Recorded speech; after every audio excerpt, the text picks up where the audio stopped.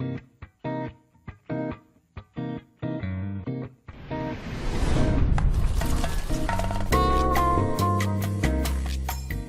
this segment, we're going to talk about script writing, cold calls, and some telephone tips. When you start calling prospective employers, you have to be prepared for a preliminary interview right away over the telephone. You never know. You got to be prepared. Write down some of the answers that may be asked of you regarding your experience about yourself and what you're looking for in a job. And when the receptionist answers, proudly say, "Hi, my name is Joe Smith, and I'm calling for the office or the sales or the marketing or the IT manager." If the receptionist asks what this is regarding, you can take one of two roads. Now, my preference is to warm up to the receptionist and be honest. Get him to work with you as a coach. The other road is to tell him that the call is of a personal nature and you'd prefer to either speak to the person directly or be transferred to their voicemail.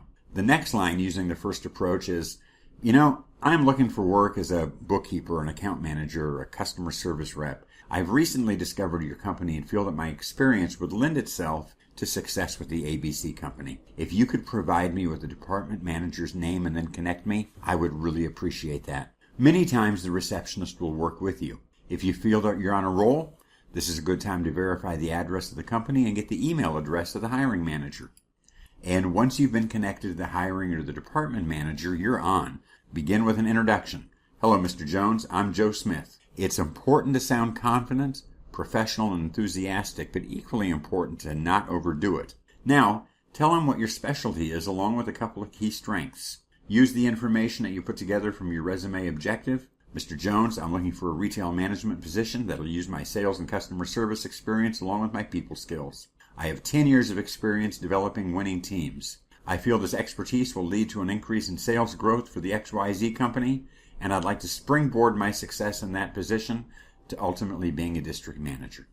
Then ask the question, "When is a good time for me to come in for an interview?" This is an open-ended question that requires an answer and shows your appetite for the job. Do not ask if you can come in for an interview. This is a closed-ended question that may result in your getting a no, and then you're stuck. In one of the upcoming videos, there are a series of interview questions, and be prepared for these. It's very possible that the hiring manager will take this as an opportunity to interview right on the spot. Have those interview questions written on 3x5 cards and be ready. Once you have your script written, you'll want to speak directly with the hiring managers.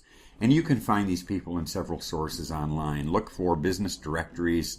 Some of them are Hoover's Online, Rich's Guide. There's some cold calling guides, and a variety of things if you do an internet search for local, regional, statewide, national directories. Put the information that you get from these different sources on a 3x5 card, and this is going to become your database. So let's talk about some telephone tips. Have a clean, straightened up desk. Get rid of clutter.